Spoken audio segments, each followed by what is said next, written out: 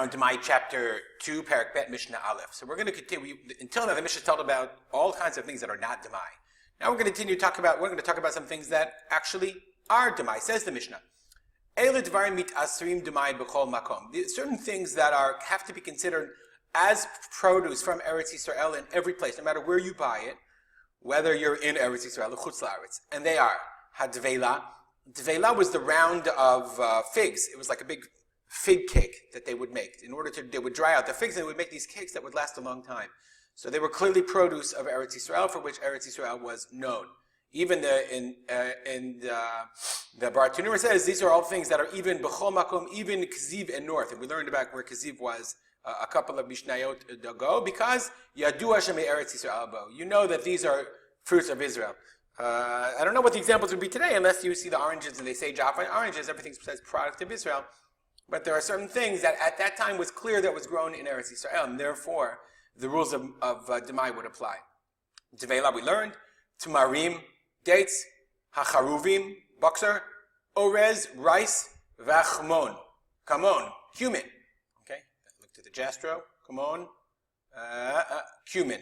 By the way, somebody just sent a bunch of links to this unbelievable Jastro site, jastro.tk, doesn't stand for Tony Kornheiser, which allows you to search for Jastro words instead of having to find them.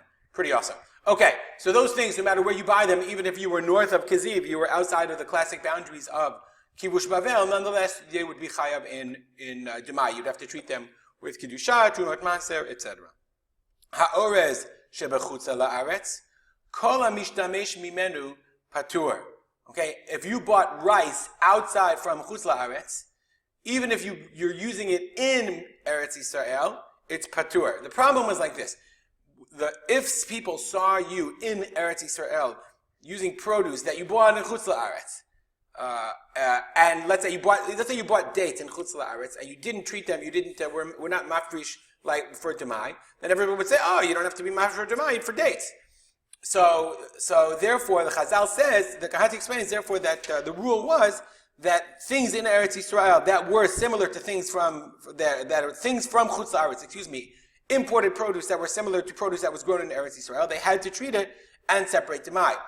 But the Mishnah is coming to tell you that Orez, rice from Chutz La'aretz, okay, it was a specific kind of, I guess it was obvious, everyone would see, they knew that the rice of Chutz La'aretz was different than the rice in Eretz Yisrael that was grown at the time. And therefore, people who saw it, anybody who bought it was patur. It didn't have to designate maaser sheni, take off the maaser and give the trumat maaser to the kohen, and also do maaser sheni, because it was not something that people would switch and assume that you didn't have to take off, you don't have to treat as demai. So if you bought imported orez, if you bought imported rice, then kol hamishtamesh minu patur.